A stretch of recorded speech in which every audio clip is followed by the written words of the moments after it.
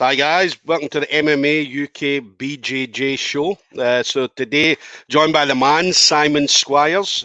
So Simon, as you're going to hear over the next bit of time, it's extensive knowledge in martial arts through boxing, through MMA itself, through Jujitsu.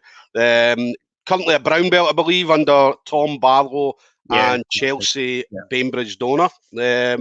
So again, we'll hear a bit about the brown belt, obviously how all the kind of belts came about and stuff like that. So Simon, absolute honour to have you on, sir. How are you doing? Good, thank you. Thanks for having me on, SJ. No, definitely. So big topic then. So the big thing is that's affecting everybody at the moment is obviously the lockdown. So I mean, coronavirus, as I said, unfortunately it came and it's destroyed our industry in regards to the kind of fitness industry, martial arts and stuff like that. So I mean, how's it affecting yourself, Simon?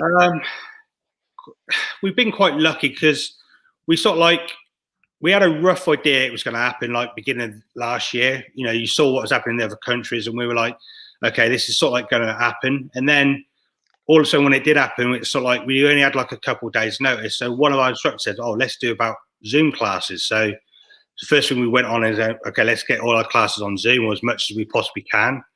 And then we just sort of like added from that. And then I've just added like a online BJJ website. So there's like there's probably over 60 videos on there now. So it's just like, it's all free for the members. They just click on and it's just like drills on there that we've done that I filmed luckily before lockdown.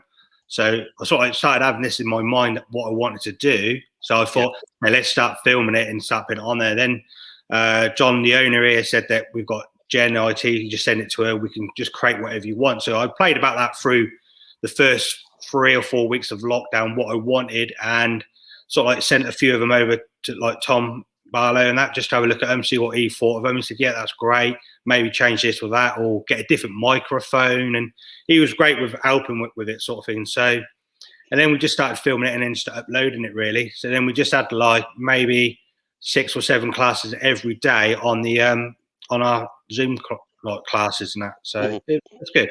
It's good. Yeah. So you managed to keep something going. Yeah, we managed to keep that going. Online classes, Zoom classes. Then when we come out of lockdown, we had like a thing called hybrid classes. So you can either come to the gym and do them outside or you can do them at home as well. So we added that on there as well. And then obviously with us here, we've got like a big outdoor training area, which come in handy in the summer because obviously you can exercise outside up to 8 people. So we ran like 5 or 6 classes a day up to like 8 people outside. So we had that as well, where a lot of gyms don't have that. So we're quite lucky in where we are and what we've got really. So it wasn't too bad really. Yeah. And then one thing we were talking, and again, you've had on your Facebook earlier, I think it was yesterday, was the training app. So obviously we spoke a lot about that. So what's the app and how does that benefit your students? Yeah, so the app is like, it's a gym in your pocket really. So all our disciplines are on there. So we've got fitness, boxing, MMA and BJJ. So all you can do is you go onto it. We do like a workout of a day as well. So every single day, a brand new workout gets uploaded that people can do at home or in the gym or when we get back to doing the gym stuff and that. So you can do it in there. You can just click, and each discipline has its own like set of things. So there'd be like a new technique on there every single day uploaded. There'd be a body weight workout up there and a gym workout up there. So that you can do with weights or without weights. And it just gives the members like something else extra to do. The other thing we want to do is add in like live stream classes so that people can, for that you need to pay like $12.99 a month for that app, for the pro version of it. But our membership's so cheap at the moment anyway. So for like 12 quid, people most think, oh yeah, I'll get that anyway. So if they can't get to the gym or they think they're going to miss a class, the class will get streamed live. They can join into it and they still feel they're part of the club sort of thing and they're still part of that like training sort of thing. And then you've got their own personal training diary. So what they're going to do is that we're sort of like going through it this week really with it. So with the training diary, you log on, you give your like profile, your picture, put your name, your weight in, your age, and then you can put in what level you are. So whether you're an amateur boxer, a professional boxer, brown belt or purple belt BJJ, or like a white or yellow belt in MMA sort of thing. So you can just put those in there. And then when you go to each class, what we're going to do is, so you go to each class, go to the timetable, and you'll just scan your phone, and it just think you're in class and like that. And then we can track their progress all the time. And this app's quite good because I know some apps don't allow Apple. So if you've got an Apple phone, you can't do it. And to be fair, I think about 80% of people have an Apple phone or some sort of like iPhone or something, or MacBook or something. So we wanted it set for like both, so people didn't feel like, oh, it's just them and it's not us, sort of thing. No, it just goes on that. And then each time we're just going to like really increase it a bit more. We're going to have like a food diary in there, so people can put all their food diaries in there and see where they are. I've just filmed yesterday a new strength and conditioning program that's for the Jiu-Jitsu and MMA side of it. So more and more will get added to it all the time. I know Tom's put quite a few of his bodyweight workouts in there as well. So that's on there as well. So there's lots on there, and there's lots more coming on that one. So yeah, really good. So it sounds good. I mean, there's a good thing as well for the coaches as well, like say yourself, to be able to monitor obviously your students' training records and stuff like that, especially when it comes to maybe things like potentially promotions or anything like that. Yeah. So the other thing as well that's quite handy is that for our jiu-jitsu side of it, Tom's just released a blue belt and purple belt curriculum sort of thing. So what students should know if they're going for like a blue belt or their purple belt. So we've got that. So we've got that as well now, obviously being part of the affiliation with Tom. I know he's got plans in works for the black belt, for the brown belt one as well. So same sort of thing, what you need to do. And, you know, not so much what you need to do, but what you should know. Do you know what I mean? There's lots of stuff on, like for the blue belt, there's different guard passes, different guards you can work on, different takedowns, different submissions and that. And it's just basic. It would give our students something to look at by saying, this is what you need to do. This is what you've got to be able to do, or even demonstrate. So if I say to the guys, okay, let's do this. We're going to do like single leg X to X guard. Can you demonstrate that? Wow. And if they can, then you know they're at that level for being that sort of like blue belt, purple belt. Yeah, definitely. I mean, that's good. I mean, anybody, I'd say the frustrating thing in jiu-jitsu especially is the belts. I mean, everybody wants the next belt, but a lot of people don't know what to do to get the next belt. So it's good, obviously, you guys. That was what Tom and Chelsea were saying to us. Said, like, when they'd done their seminars, they'd always say, what do you have to, and it was like, just keep training. And it's like, and then we sort of like one of the affiliations said to him, well, what about a structure about getting, you know, I could say to my students, this is like the amount of years you should be training 3 times a week, 4 times a week. This is the basic stuff that you need to know for guard passing, takedowns, and that. And that's what they took on board and thought, okay, let's do that sort of thing. So they've already created that. They've got a beginners BJJ curriculum, 16 weeks. Yeah. And then they've also done like an intensive beginners course of 4 weeks. So it just gets brand new people into it. They haven't done jiu-jitsu, just so they can just learn some basic like guard and guard passes really. Yeah. And I know there's like I know Tom's got in the works as well, coming out probably within the next couple of months, and a brand new no-gi curriculum. There's also 2 kids curriculum coming out, like 5 to 7 and then 8 to 12 as well. So obviously being affiliated with that, we get all that as well, which is, you know, it's great really for everything really. It's like everything's broken down, these classes, you know, it's like you can like, it gives you lesson plans on it. It's like your warm-up techniques, everything on there. It's everything you really need really. So it's, you know, there's a lot of work into it, which is great for us really. Definitely. And that's something that you never seen, because obviously you've been around for a number of years. I've been around for a number of years as well. And back when I first started, even about 7 years ago, at that point, a lot of gyms wouldn't do something like this, or they wouldn't allow people to film anything in classes and stuff like that, because obviously jiu-jitsu, everybody had this vision that it was secret. What I'm teaching you is secret. Nobody needs to know this. So, I mean, do you feel that now, obviously, with the kind of rise of social media, obviously people using videos on YouTube? I still feel there's a little bit of, what do you say? There's still some gyms around that are very conscientious about people just going to their gym just to try. Say, like if one of the guys is like away working, it's like, oh, I'll go to that gym, just do a bit of training. It's not just that, it's in karate as well. Because I've got some of my students do karate. They say you go to, if they're working away, they go to like, oh, where's the nearest karate club go to that? And they're like, everyone's like looking at you. He said it's like that scene out of Rocky 3 where you step in and everybody's just staring at you like, Jesus. Yeah. It's like, and I still feel that's still about in some gyms. So it's not as bad, but it's like, here, I don't care where you're from. If you want to come and train, come and train. It's the door's open for you guys. So that's what I want to do, sort of thing. And it's the way Tom and Chelsea are as well at their gym. If you go there, come train. It's like some of their guys, their students are working up here sometimes. They said, send me a message, say, oh, so I can pop down and train. Yeah, of course it is. It's like, we're all there at the end of the day of it. It's what Jiu-Jitsu should be about, bringing the communities together and helping each other, really. Definitely. And then for you then, so, I mean, where did, because as we said, you've trained in a number of different kind of martial arts. So where did it all begin for you? I would say when I was about 10 years old, I just started like being a normal rough kid, really, sort of thing. It was like, I was very skinny for my age, very small, and like sort of got picked on. But I had that mentality, like, if you hit me, I'm going to hit you back, and I'm going to hit you back twice as hard, sort of thing. And it's like, and I was always fighting all the time, like probably every day after school. And then we'd put our arms around each other, give us a cuddle, and go and play football or something. It was like, my mum and dad's next to me at the time said, he needs to get into boxing or doing something. He needs to, do something like aggression or something. Yeah. So then we looked at local boxing clubs, and at the time there was one in a little town called Abingdon Town, which is just by Oxford.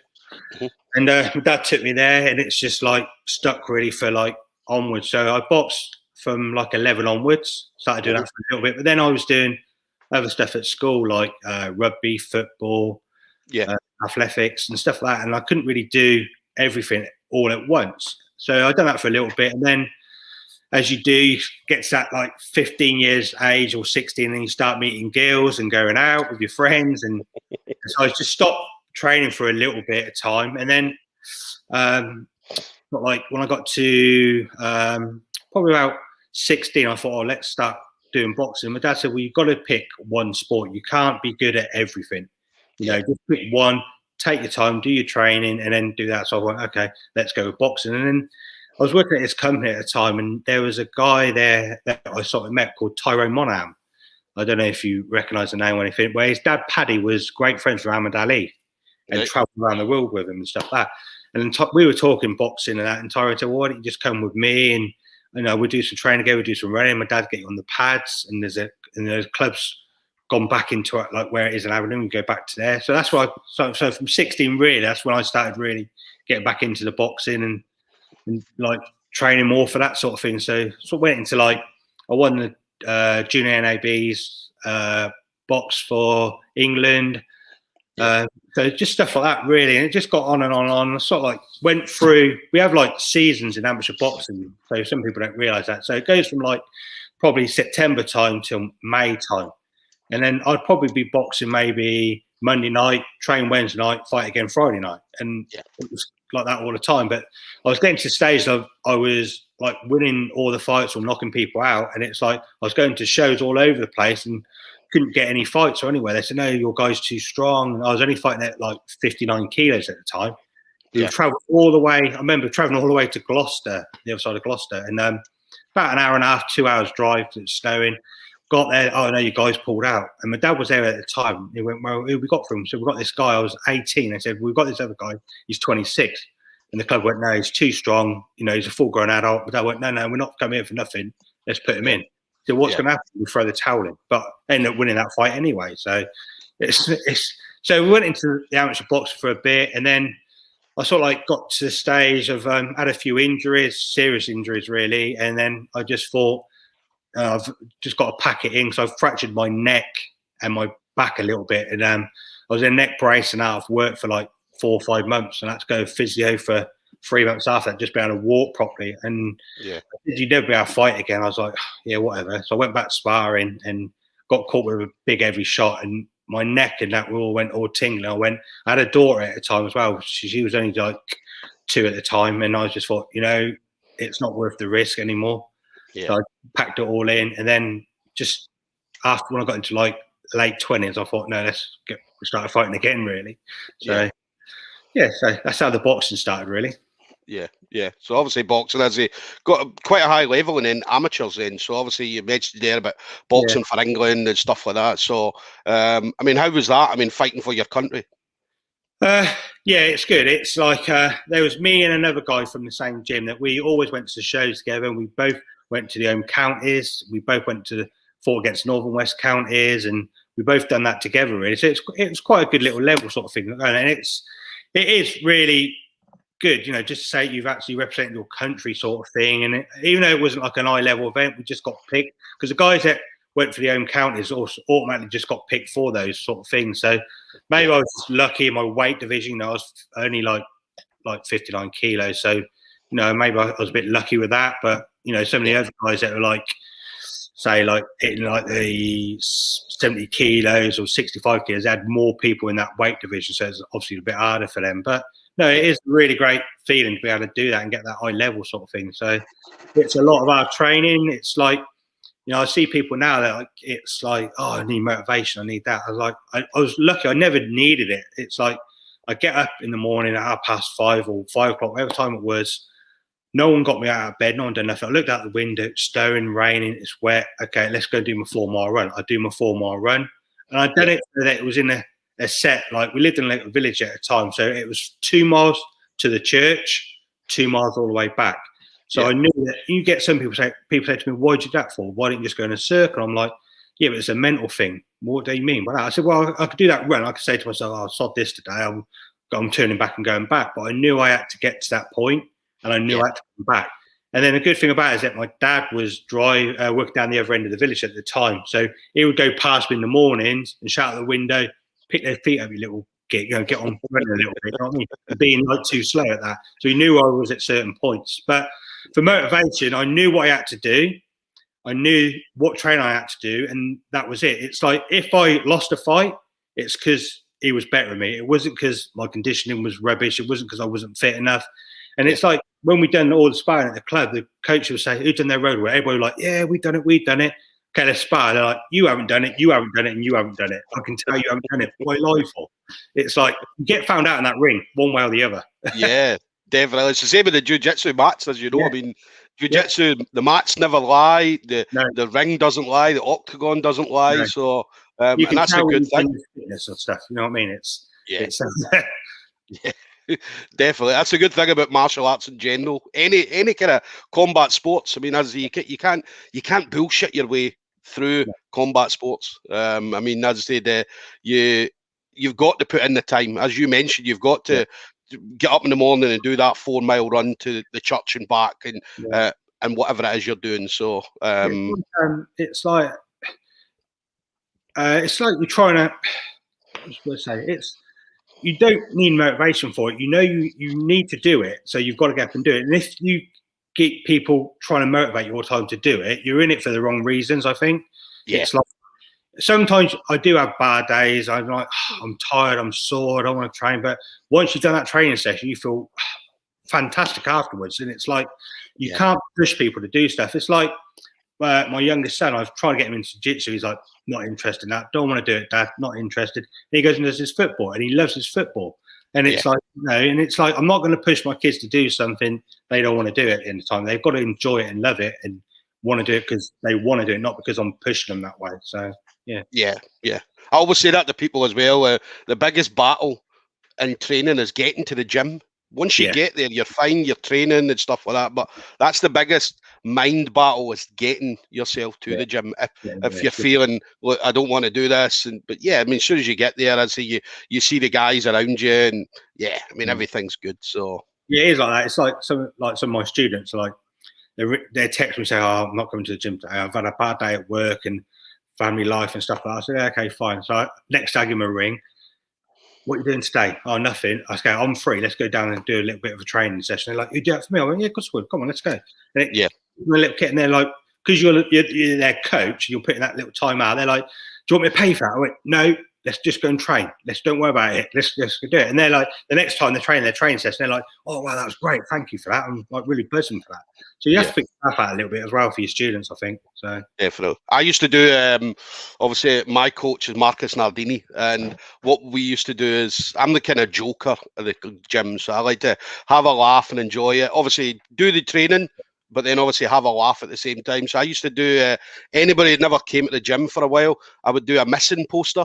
Put it on Facebook and be like, missing. If you could, anybody finds them, return them back to the gym. And it used to get a laugh, but guys used to love it. And then whenever the poster went up, the people would be messaging me saying, fuck, I thought it was me. And I'm like, no, yours is coming. So, yeah, it's good to have that sort of like bit, that vibe in your gym sort of thing. You know, here we have quite a lot of students and everybody gets on with everybody and everybody wants to help each other. And it's like, when we're sparring, it is full on sparring. It's like people are trying to put you to sleep, people are trying to slam you to the walls and doors, but at the end of it, it's like if there's like a submission, like an heel hook or an arm bar or some sort of like that can damage you, the guys just go bump, stop, put it back on, and then go back to another position. They don't really put it on, or they look at you like that. It's like sometimes I catch people in an heel hook, I just look at them and they're like, yeah, you got me. Don't worry about it. Let's go to the next bit. But yeah, so things like chokes that we're like a bit full on with it, but to a certain extent, well, beginners not, but like the guys that are like blue belts and purple belts and want to compete. So we do go hard on the sparring sessions, but it's still like nice way of doing it. And then at the end of it, we're all like lay on the floor, completely exhausted, and like, oh God, what's going on? And then I say to everyone on a Sunday morning, we have like a comp class on a Sunday before like lockdown, and I said to guys, okay, at the end of the month, let's go out. We'll go for breakfast afterwards. They're like, yeah, we're breakfast. And the gym's packed Sunday morning. Let's go for breakfast now. It's like, it's that nice little environment. You just get people in that training environment and team spirit. Guys love it. So it's really great. Definitely. I mean, that's something I see in a lot of gyms all over. I see that team spirit, especially now. I mean, I see a lot of all gyms have kind of came together, and I see everybody's going through the same thing at the moment, unfortunately. So you always seen that team spirit beforehand, whether you go to competitions and you would have like the whole team or whoever turned up, and they would all be there, and one person would be on the mat, and everybody would be around the mat, screaming them on and shouting them on. So.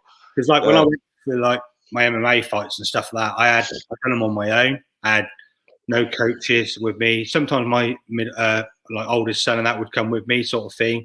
And then one of my friends or my son-in-law would come with me, and that'd be it. It'd be a lonely old place. And then I sort of like switched over and went started training at Oxford, and then Mark Weir was there coaching.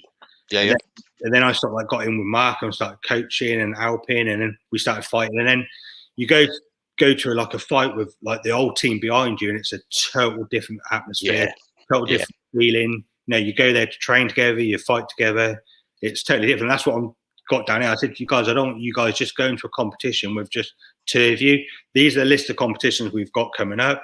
Let's go as a team, sort of thing. So that's what we've got now. So I think we've got one. I think it's August. 21st of August, All Stars in Coventry.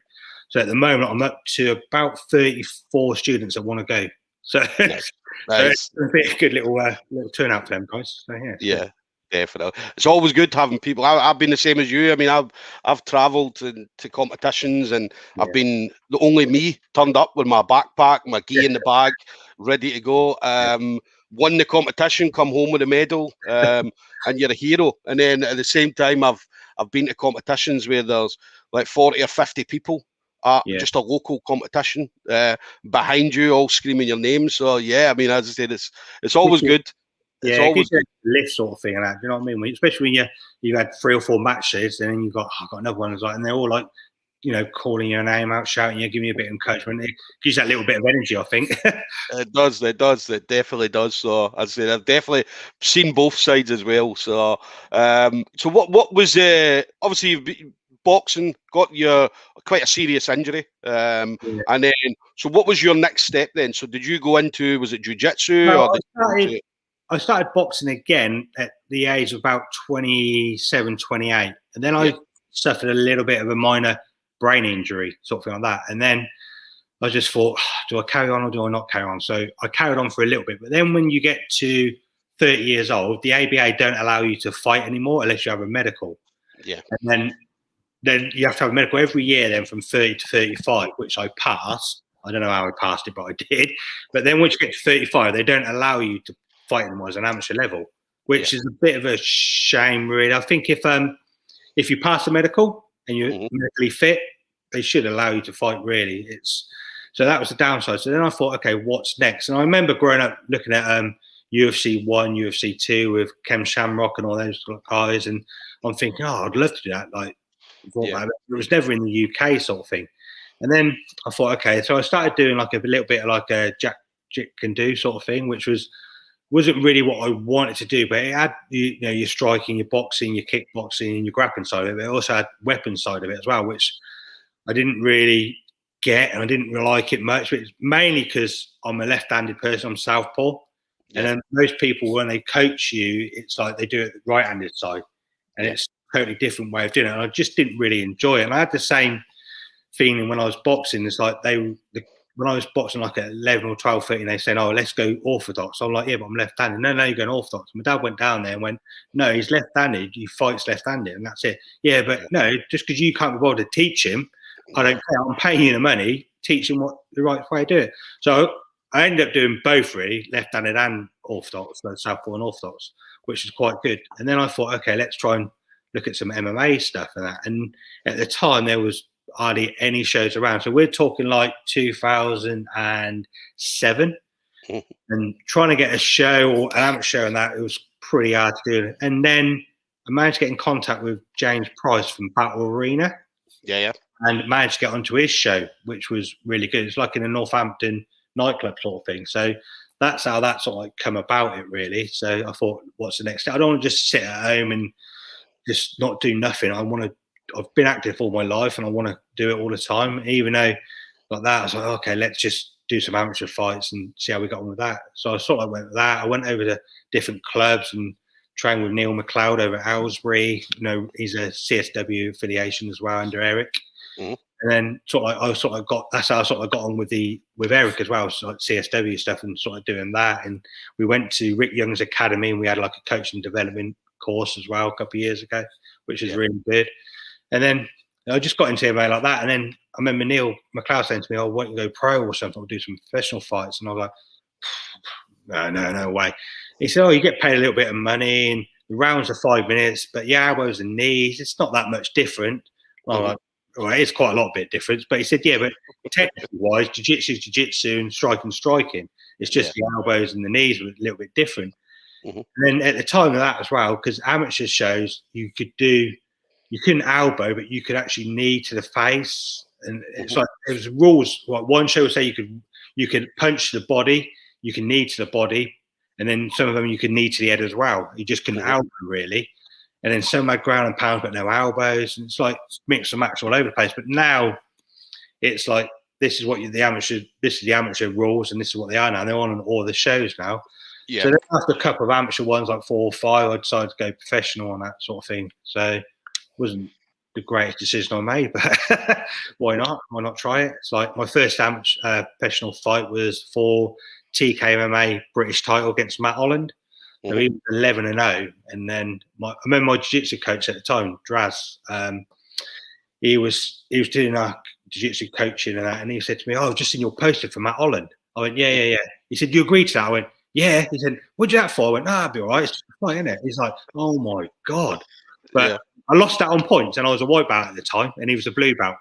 So and a Capel. So it was just like, well, I lost on points. It's like, I'm not one of these people that take a fight just because I think I can win it or lose it. It's like if I go in there thinking I've got a good chance of winning it, but some guys were like, "I'm not taking that fight because I'm probably going to lose that fight." Who cares if you lose or whatever? What's going to happen to you? Nothing. You're probably going to learn from it and learn a big experience. Yeah, that's just where I was, really. So maybe I took fights I shouldn't have done, but never mind. Is what it is.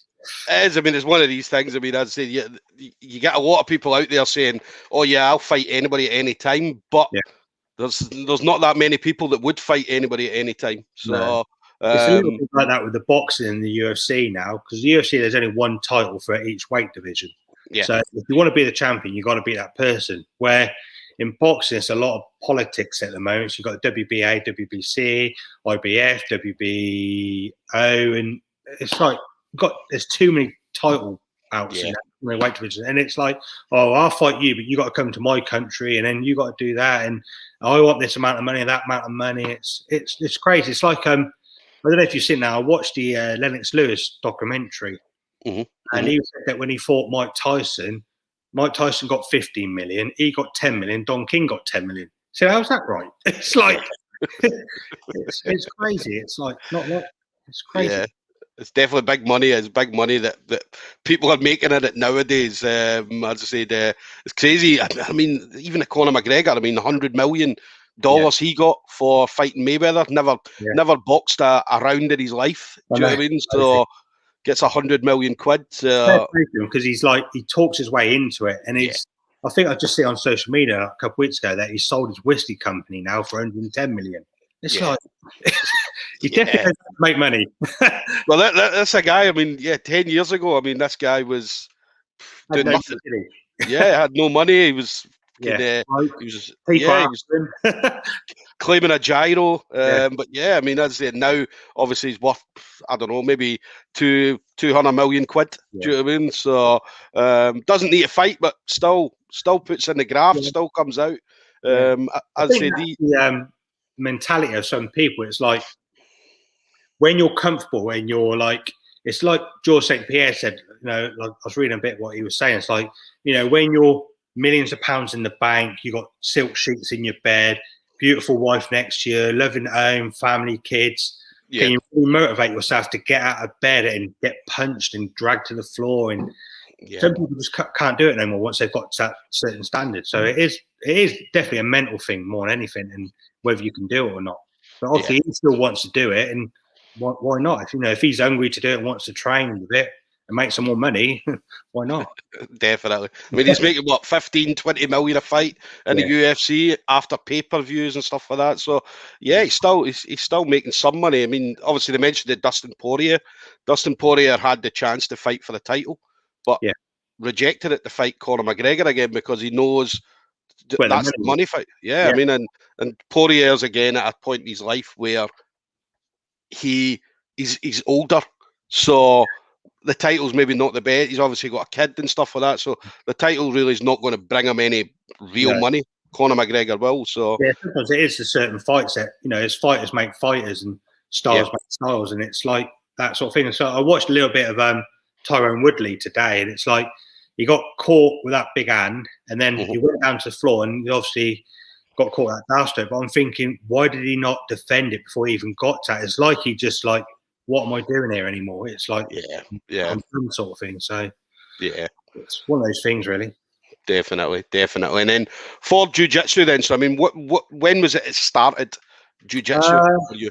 Well, I started doing like the no-gi grappling side of it with Mark Weir when we were doing the MMA stuff. So, which was really good. And it was like when I went to Oxford, it was like he was coaching there. So he was coaching on Mondays and Wednesdays. And then every Friday I'd drive down to Gloucester to do fight training. And there was me, there's only about 10 of us over there doing the MMA stuff. And then we started doing more of the ground stuff and that. And then I started like looking at jiu-jitsu and started doing it and that. And then we started like people said to me, why don't you do a gi version? I was like, no, can't be doing with any of that. Do you know what I mean? It's like, you're just going to tie me out left, right and centre. And it's just like, not me. I've just always done no gi. And I'm not doing it. And then obviously Draz, our jiu-jitsu coach, it was I think it was a blue belt at the time under Kev Capel at Aylesbury.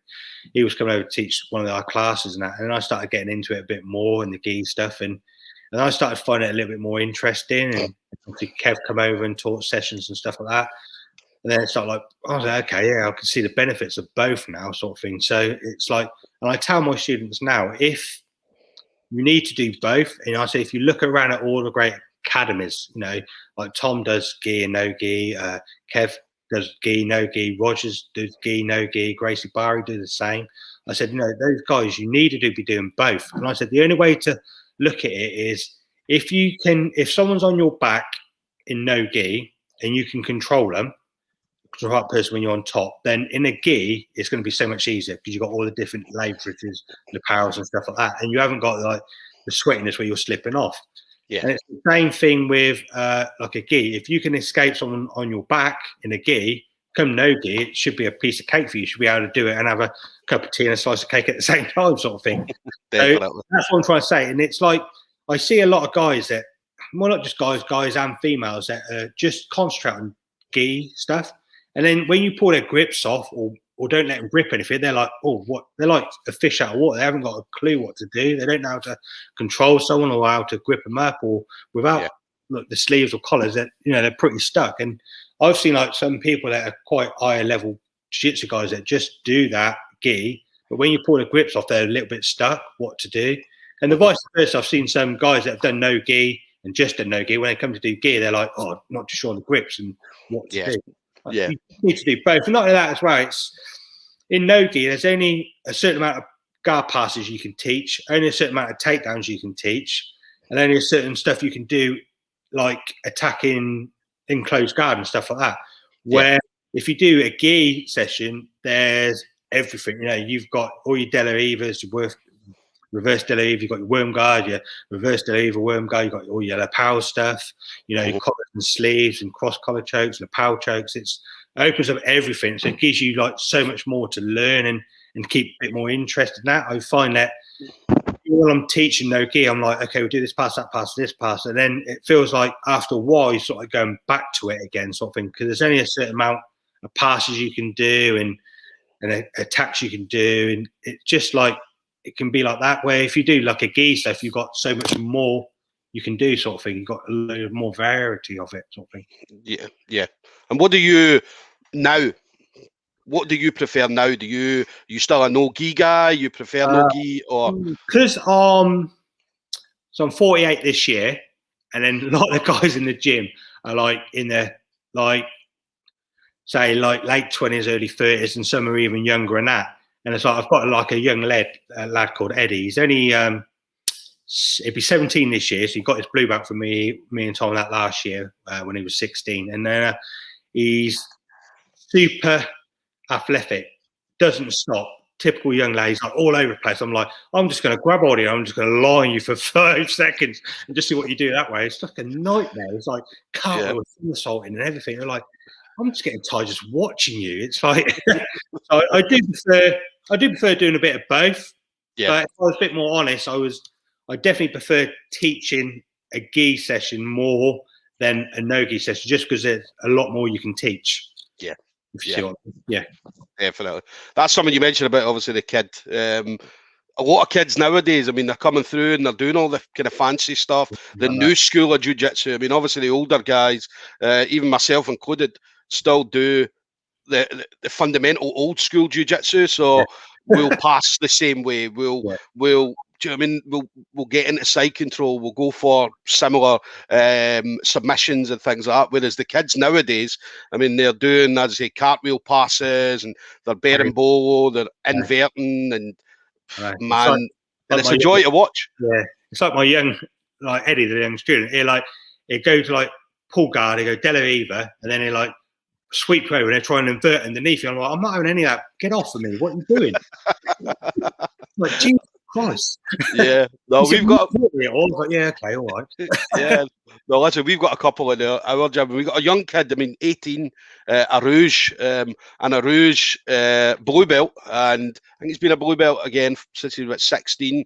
And he's an absolute nightmare to roll with. I mean, even if you go to competitions and he'll be doing flying triangles and stuff like that, you'll be saying to him, right, Rouge, calm down, because he gets excited. He gets excited when he goes in, and you're like, calm down, and you'll see him at the side of the mat like that, ready to go on, just trying to calm himself down. And then as soon as he goes in, man, that's it, it's on. So it's great to see that. It's really good. It's like we're looking at it now, and I'm like, we were talking to like a couple of other guys that like, there's a couple of guys similar age to me, or maybe a year or so younger. We're like, thank God we're getting to that age now, like it sort of thing. And it's like, because otherwise, what's he going to be like in another 3 years? It's like, it's going to be an handful. Because at the moment, because he's only 16, he's not 17 until like June this year. I'm just like, he's still like a young boy. He hasn't matured his body. And then we were saying to him, he's like he's probably getting closer than he's 6 foot tall now. But he's quite lean and everything else. I said, what's it going to be like when he starts doing proper strength training and starts feeling his body more? And he's got all that skill as well. Like, I don't want to be there. But it's good. I mean, it's certainly good for jiu-jitsu in the UK, because I said a lot of these kids are going to come through and they're going to be potentially world champions. I mean, you're going to have IBJJF champions. You're going to have Abu Dhabi Pro champions. So they're going to be ADCCs or Nagas or wherever they go. So potentially we're going to see a lot of world champions coming through. Yeah, he's done quite a few. I think he's done 11 or 12 competitions, and he's only come silver in one of them. So he's done like British no-gi a couple of times, won gold there. Yeah. And I said to him, and he's like, yeah, I've got this guy, but I beat him on points last time. I said, okay, let's try and submit him this time. So he submitted him by an armbar or something, I think it was. Okay, next time I want to submit him and take his back. He went, yeah, but I can do that. I said, yeah, don't. I want you to have variations of different submissions and work on different stuff. So if you feel it's not quite working out in that competition, just keep going, you'll get it. And I want you to be like, I don't want people seeing you like, oh, you can just armbar, because you've got people start to defending it. I want you to have that arrays of attacks that you can do all over the place. And he's like, now I see what you're coming from now. So he's like listening. He's really good kid. He listens, takes it in, and he's like a sponge. He like soaks in place off, and bang, there he goes. I'm like, oh my God. Yeah. It's terrifying. I mean, as some kids nowadays, I say it'll be great when the competitions open back up, because we're going to get to see a lot of these kids obviously having a year off to see exactly what they've been doing in that year. I mean, have they been training, or have they been keeping up to date with maybe watching videos and stuff like that? So it's going to be great to see. It's great to see. So obviously Eddie, definitely one to look out for. So hopefully it depends on where he goes, because obviously whether he goes to university and stuff like that. But even if he leaves me and goes to university, I'll do my best to try and find a club for him that I feel that'd be right for him and is right fitting, and sort of thing like that. And just definitely. And then I always say to him, if you ever come back home, come back down here, see us. And I just want him to progress all the time, because when you get to that age, it's like same as me. It's like you start getting girlfriends, going out with your mates, and then your training gets less and less and less. And if you don't see him give all that up, he's worked so hard for over the last 3 or 4 years. So. Yeah, definitely. And then for you, I mean, you did, you've competed, as I said, throughout. I mean, any kind of combat sport that you've ever done. So in regards to jiu-jitsu, what was the first kind of competitions you were doing in jiu-jitsu? Done ones called like Spartan no gis. It was like most of the guys would do those that were just done MMA really. So when we did have any MMA fights, we'd do like look for some no gi competitions and stuff like that. So I've done those. I've done like Southampton, Bournemouth, British no-gi. What else have I done? That's about it really, like the local ones like that. I sort of like, I want to get into, I've got my IBJF membership as well, so I've had to sort out with Tom. So I've obviously got to renew that now, because I've left it till after lockdown and that. So I want to be doing those, and I probably want to do the Worlds at one stage, maybe next year. So I've got a guy that I train with here called Andy. Done the Worlds a couple of years ago and got second as a brown belt. Helping me out a little bit with that. And obviously I'll travel up to Tom and Chelsea's and probably get absolutely hammered by both of them. But it's so annoying. You spar with Tom and I know what he's going to do. I know he's going to go left hand collar, and I'm like, how do I stop that? He said, that's your job to do that. I'm like, yeah. Quick. It's like, damn, I can't do anything about it. And he's just, So, but it just pushed me on to that next level. It's like, it takes me like an hour and 50 minutes to travel there. And it's like, I've always done it all my life, whether I've gone to Mark's place and traveled, it's like sometimes I've gone to work, left work, traveled all around to Gloucester, trained at Gloucester for the sparring, come all the way back, sat in the car. I'm like, I can't even get out of the car. And I've like, opened the car door. My wife's like, what is wrong with you? Look at the state of you. I went, I just want to sit down for a minute and cry. Oh no, definitely. I'm the same as you. I mean, my coach Marcelo Nardini, obviously from Brazil, came over about, I think it was about 11, 12 years ago to Scotland, and obviously settled down here. And he's been a black belt for, I guess, about 14 or 15 years. And obviously coming from Brazil, he trained under Amal Easton over in Boulder, Colorado, which was a Hensel Gracie black belt. Yeah. So he was always, I think his main training partner was like Elliot Marshall, MMA fighter. Yeah. And so when he came over, his game is exactly the same. I mean, you could be thinking, yeah, I've got him. I'm going to pass his guard, and the next minute he's on top of you and he's choking you and stuff like that. And you're like, how the fuck did that happen? And he's like, well, again, the same as you. I mean, he'll tell you how to stop him. Yeah. So then once you then learn how to stop him, he's doing something else. So, but yeah, it's good. It's good to have somebody like that. It's like, because I'm a lot bigger than Tom, you know. Tom's only like probably about 68 kilos, 66 maybe. Chelsea's only probably late 50s, if that. Yeah. Maybe. And honestly, it's like they give you such a hard time sparring. It's like crazy. But that's why I sort of like wanted to go with Tom and do the affiliation, because I knew Chelsea was obviously, she's trained with the Mendes brothers, and then else, you know, Andre as well, and then Keane as well. So she's got that little bit that she's learned from there. Tom's was under Brario, so he's obviously got all that bit. And it's like, and it's good to have two black belts, because obviously Tom pulls guard one way, Chelsea does it another way. Tom would do one thing and Chelsea do the other thing. And it's just like, because he said what it is that Chelsea's quite a little bit more flexible than him. So Chelsea say, well, you can do it this way, but then Tom will show us this way. So you're getting like two black belts really for the price of one, sort of thing, really. Definitely. And it's like, if I'm ever stuck with anything or don't know anything or something's wrong, I can just message, you know, Tom and say, yeah, bang, that's what you want to do. And it's even my fights, I've just recorded some like my sparring sessions in training and just sent it to him, and he's just done me a complete breakdown of that's great, that needs to work on, that needs that. And it's like, you don't see it until afterwards. So I want to get to that. I've told them I want to get to that same level with them. So when I'm get that black belt, I can break down everything, and I've started doing it all now. And it's like I say to my students now, put your toes on the mat, and they're like, "What?" I said, "Toes on the mat." And they're like, "What do you mean?" I said, "Look, side control. If my feet are flat, look how easy it is for you to move me. I put my toes on the mat like a sprinter. Now try me." They're like, "Oh yeah, didn't know that." I said, "Well, now you do." And it's like, but even now, even as a brown belt, I still forget sometimes. I get like toes on the mat. I'm thinking toes on the mat, toes on the mat.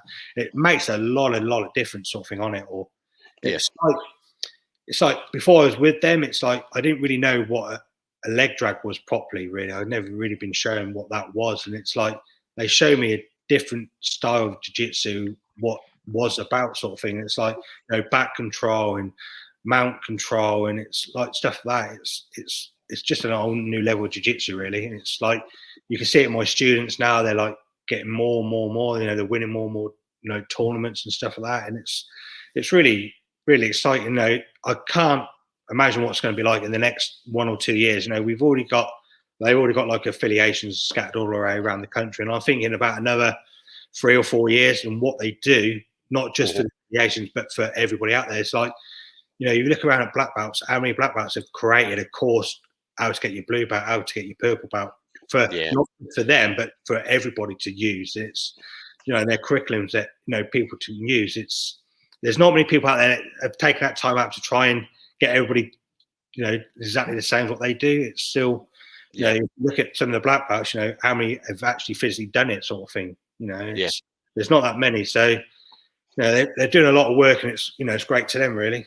Definitely. And it's going to be good. I mean, especially, the big thing was the app. I mean, see, when you were talking about the app, as I said, I don't, there may be other gyms that might do something similar, right? But when you were talking about going into complete training records, and as you mentioned, obviously the fight records and stuff like that, and actually having a breakdown, this saying, well, look, on Monday you did this, Tuesday you did that. So, do you know what I mean? So, and be able to add like the food diaries in there as well. Guys are ready. It's like, I wanted it to be, I saw like John, the owner, has been fantastic since I've been here. I've been here about 2 years. And when I first stepped into it and saw the place we had, it's like we had like a cage and a quarter cage. We had a little bit of room, and then we had like a change room with showers and toilets. And behind the back of that was like an old style vintage boxing room, which is obviously where I am now. And so I knew what I wanted when I stepped into it, when I took the job on. I didn't really want to tell him what I want. I didn't want him thinking, oh shit, I mean, what's going on here? What's this guy doing to me? He's going to cost me a fortune. So I thought I'd go a little bit, but he's backed me 110%. It's like last summer, it was really warm in here, and it's like, okay, let's get some aircon units in. So we've got our gym fitted now with aircon units, which only gyms have. Then he knocked down the toilets and the changing rooms and the showers and extended the room again. And then we were speaking like probably not that long ago about extending the room again, just trying to get all the students in. It's like crazy at the moment. It's so he said, oh, let's knock the boxing room bit through that. So as you can see here, we've knocked all this through as well, which is just being done. So he's increased that as well. So, and then obviously new mats and new other stuff coming through, and it's you know, he supported me 110%. I can't say anything from it. And then the plan is to move into another building. It's going to be like double this size again. So it's going to give us about 19,000 square foot of mat space. Nice, yeah. What we need really, because when I come 2 years ago, I probably had about 35, 36 students. Now I'm up to 78 students. A big growth, considering we've had 3 lockdowns and stuff. So it's really good. It's like all the guys enjoy themselves. You know, we've got classes on now like 3 or 4 times. Well, we would have after lockdown, like 3 or 4 classes a day, and most of those classes have got a minimum of like 15 to 20 people. And even like at 6 o'clock in the morning, we have like at least, well, before this lockdown, we had like maybe probably an average of about 15 to 20 people in a 6 o'clock morning session, which is quite good. So it's just like, if everybody turned up at once, there's no way I'd get them in here. Not in a million units. It's like, I need like 4 of these rooms, really. So, you know, John's been great. The owner has supported me 110%, and I wouldn't be able to do any of this without him and without the students, really. So definitely. Great.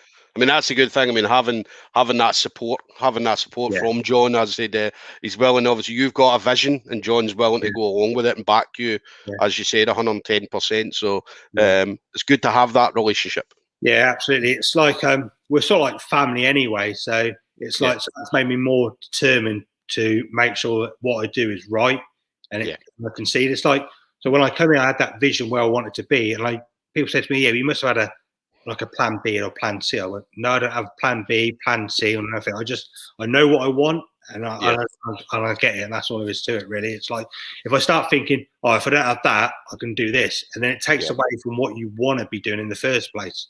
So I didn't have that vision. I just like, that's what I want, and that's what I'm going to do, and it is what it is, really, sort of thing. It's just going forward what you want, and then just saying, "John, a little bit, I want this, that." And I go, absolutely, I'll support you and do it. So And then obviously talking about your competitions, then, so as you've competed in a lot now. What's your, when you go into a competition, what's your mindset? Whether it be obviously through boxing, MMA, and now Jiu-Jitsu. So boxing, really, it's like I try to really play a little bit of mind games with them. It's like I tell a couple of my guys this before. I said, we had this weigh-ins, right? Okay, so I just stripped off naked and walked up to the scales and just got on the scales. The guys and went, "What the fuck's wrong with him?" You know what I mean?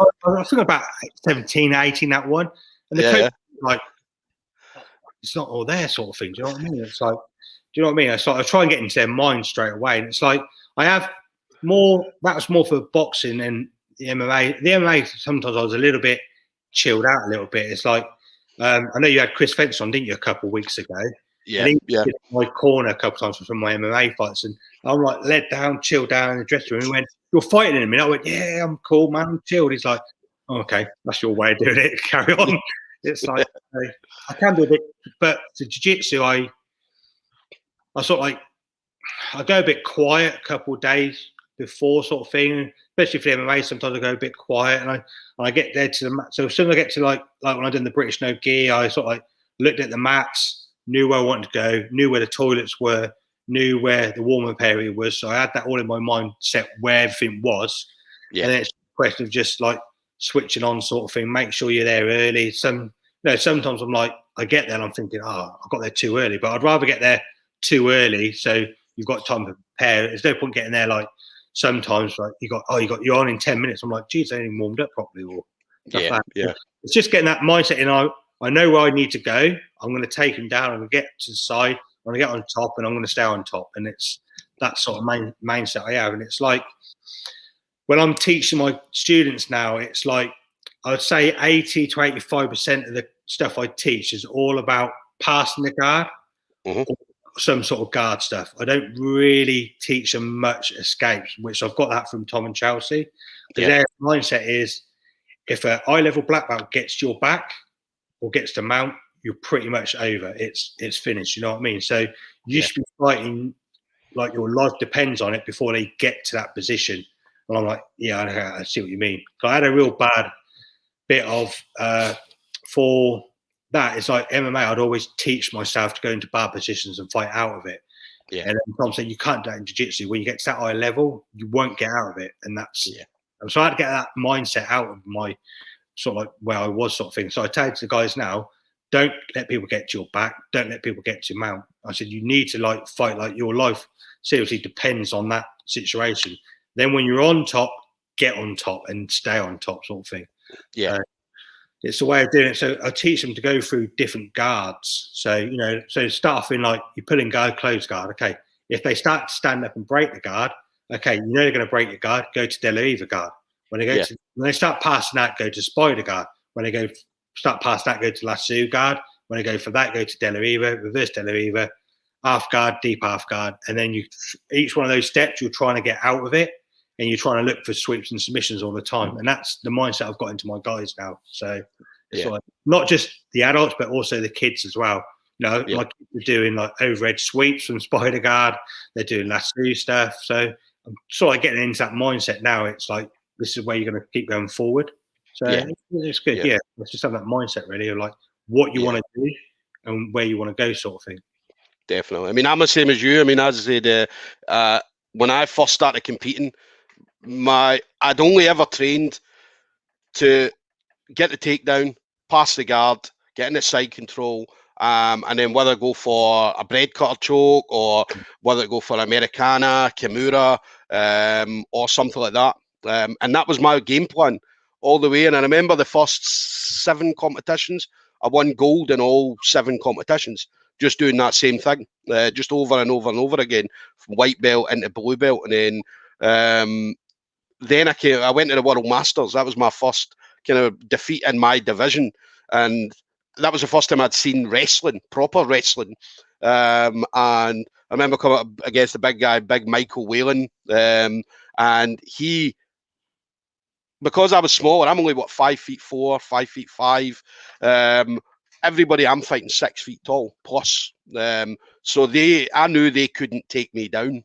And if they did, they've done very well to get me down. So every fight I went into, the majority of people, if I didn't get the takedown, the person I'm fighting 9 out of 10 times pulled guard. Whereas when I went to the World Masters, he didn't pull guard. He was trying to take down. He kept going for the takedown, and eventually he got me down. But it was the first time I'd actually seen like proper wrestling. So he'd done it. He'd done it since high school. He came in.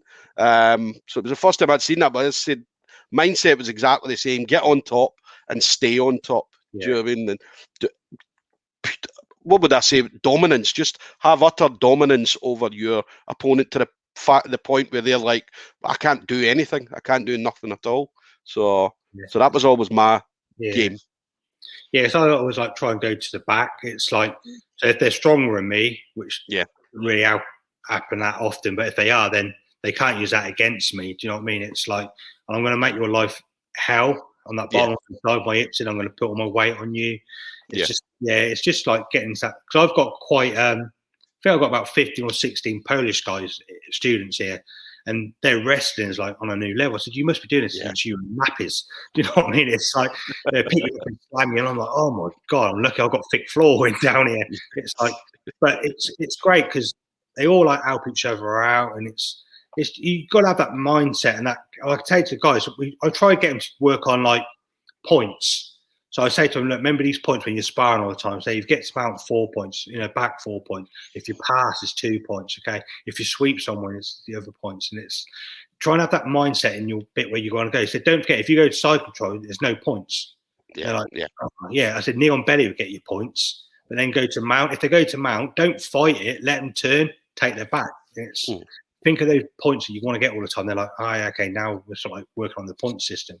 And they're not that well. When it comes to competitions, you know what the points are, you know where they go, and just work on those. Definitely.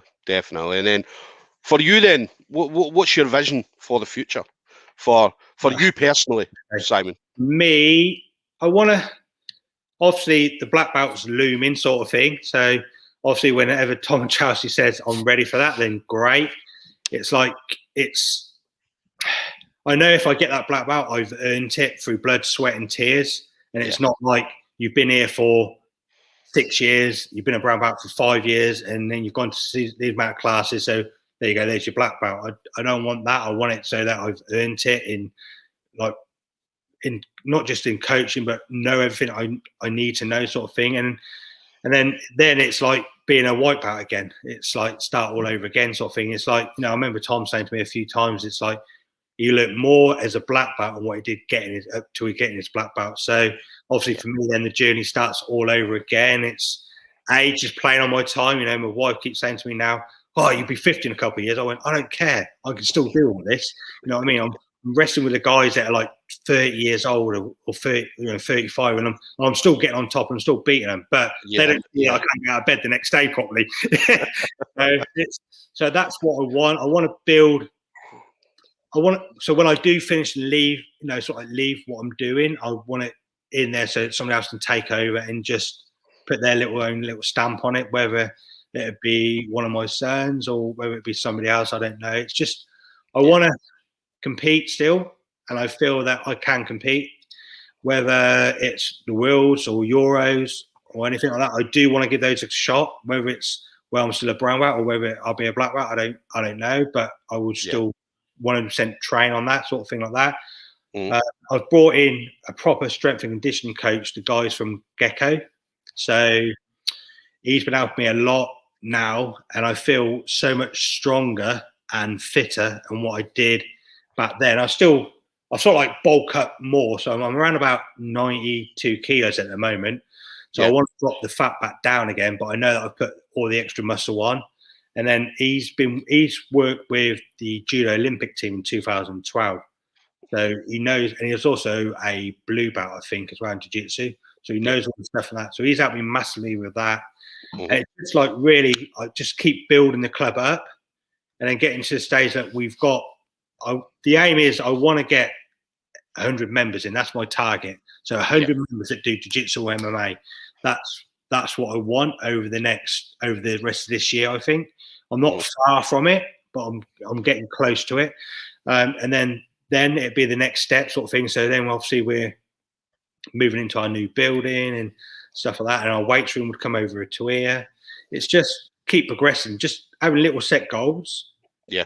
Passing those and then just looking at the next set of goals and then just resetting. I sort of like beginning of each year, I sort of like sit down and think, okay, this is where I want to be in like March time, this is where I want to be in June, this is where I want to be in September and October time, and just having those little goals. And if they don't work out, I just keep going all the time.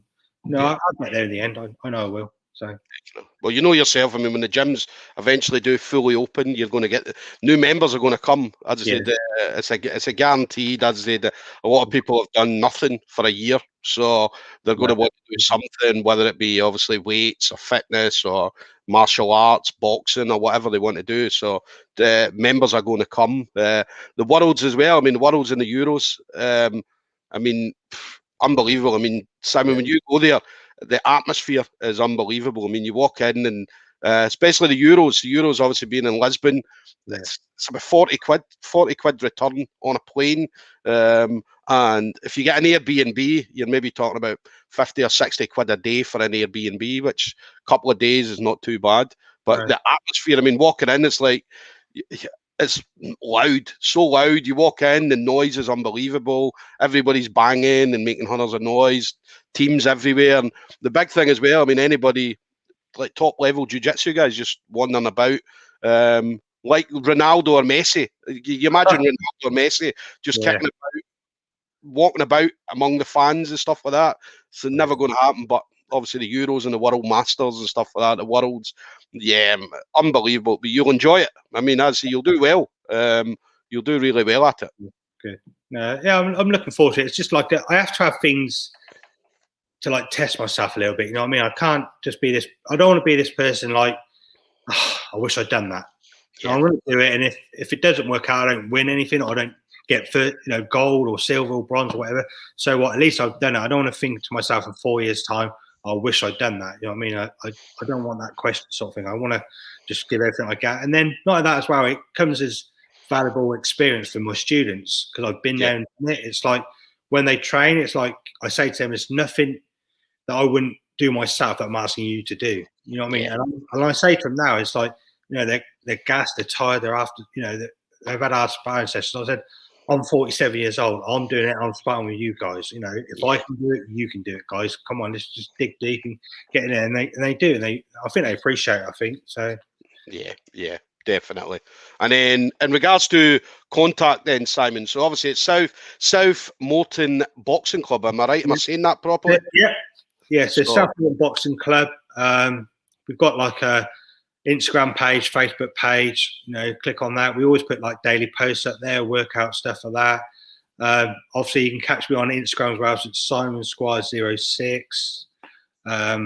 So I'm on that as well, Facebook as well, Simon Squires. So people, if you want to just click and join sort of thing, feel free. Definitely. So obviously look out for that, guys. South Morton Boxing Club on Facebook and Instagram. Simon as well. As I say, Simon does post regularly on Facebook, so I've noticed that. So I get grief off my door actually. Dad, do you know you've posted this amount of time since March? I went, I'm getting it out there. Relax. You probably like, want a bit of tearing up, want a bit of laugh, want a bit of this. I said, just leave it. She went, oh, Dad, my friends are following you now. I went, all right, whatever. Yeah, but no, listen, that's the way. I mean, certainly, jiu-jitsu, martial arts. I mean, that's the way everything's going now. Everything's done on social media. So yeah, I mean, definitely keep at the social. Don't listen to your daughter, Simon. She doesn't know. And then final thing for you, then, Simon. So obviously, it's been a long journey. Okay, so far it's going to be an even longer one going forward. So anybody over the years that you would like to thank for where you are now. And any wisdom that you've got for anybody wanting to either come into jiu-jitsu or that's moving up through the ranks at the moment? I would say, obviously, I'd have to say thank you to like my jiu-jitsu coaches beforehand, like Kev Capel, Draz McCann, obviously Chris Fenson as well. So obviously he's helped me through my jiu-jitsu stuff. He's also always gone out of his time as well, Chris has, to come and corner me in my MMA fight. So I always appreciate that with him. We've known each other for a long time. I'd done the MMA at Oxford. He was doing the jiu-jitsu side in Oxford.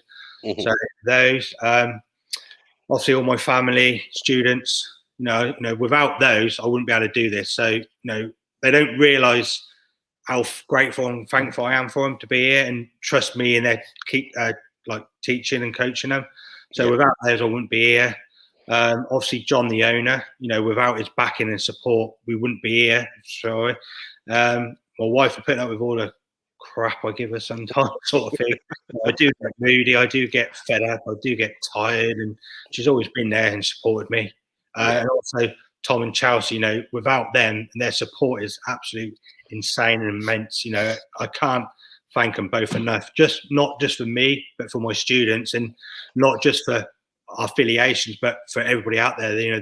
Tom puts posts on there of his solo drilling every Sunday for everybody just on his YouTube channel.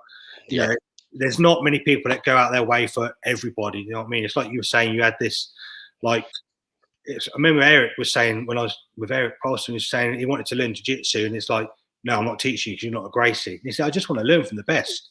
Yeah, you still get that now, but Tom's like here, there, he can help anybody out.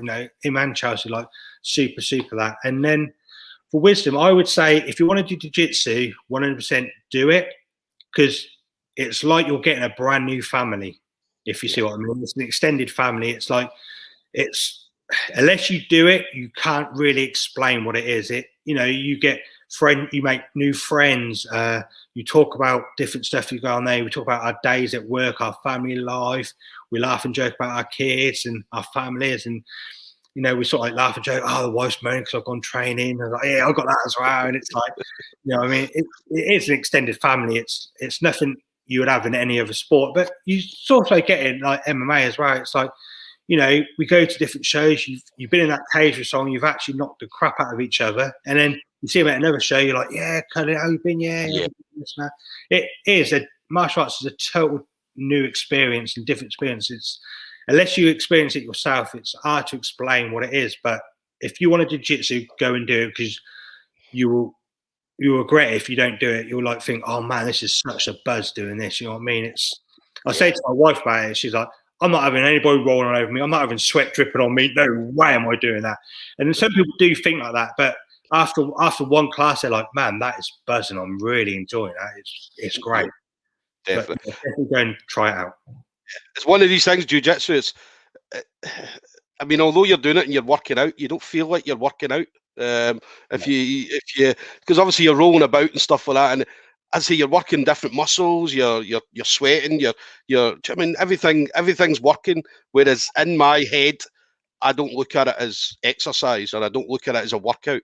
I just look like as I'm rolling about with whoever it is I'm rolling with. So that's the thing that gets me all the time. As I said, if I went in and said, well, I need to go and do exercise for an hour, then in my mind I'll be like, oh, fuck, do I want to go and do exercise for an hour? Whereas I can go and roll for 2 and 3 hours and be like, this is absolutely brilliant. So it is like it's a mental thing, and it's also like a physical thing. You don't realize how much it's like. Normally when I'm doing like a normal sparring session with the guys, I use this thing called a Whoop app. Someone Chelsea got me onto that sort of thing, and it's like it gives you everything. It's like a normal sparring session for an hour would burn me about 700 to 900 calories. Yeah. It's like, how many workouts do you know that you could do that with burn that many calories? It's insane. Definitely. And it's like that. You're always thinking with your mind, got to do this, got to do that. And we've got a thing down here. It's quite funny. It's called a dick move. It's like people like saying, "Oh, here comes a dick move, elbow to the side." It's like leaning over, elbows in the ribs. You're like, "Oh, you're doing a dick move on me. What are you that for?" It's everybody's just laughing about it. It's really funny. Yeah, brilliant. Well, listen, Simon, it's been an absolute honour chatting to you. As I said, it's definitely. I'm going to be, once we get fully opened, I'm going to be kind of hopefully taking the show on the road, going to different gyms and stuff like that. And so obviously, definitely want to get down to you guys. As I say, the big thing as well, I mean, to see obviously the progress of the gym. Because obviously I've seen some pictures of the way the gym is at the moment, and then obviously you're talking about obviously going to be changing things up, or things are in the process at the moment. So it'll be good to get down and hopefully get some training with you guys. Yeah, it's good. Yeah, we've got like four like separate gyms. So we've got like the Jiu-Jitsu and MMA gym. Yeah. The back of that, we've got like an old vintage boxing gym. So it's got like a little ring and the old style vintage bags and that. Then the other side, we've got like a full fitted weights room. And then by the side of that, we've got our outdoor training area. And then inside, we've got our other boxing ring, our bags, and our cardio equipment. So, and then obviously shower and sauna and that as well down there. So it's nice. It's really good. So, yeah, it's good. So you're more welcome to come down anytime you want. Perfect. Thank you very much, sir. Well, listen, as I said, again, absolute honour to chat with you, Simon. Looking forward to hopefully we'll see each other on the road at competitions as well. So definitely the Euros and the World Masters, as I say, is definitely ones that I go to the Euros every year. So yeah, more than likely I'll definitely see you if you get your chance to get over there, Simon. Right, we'll see it. Okay. All right. Well, thanks again, sir. Have a good one. All right. You too. Take it easy.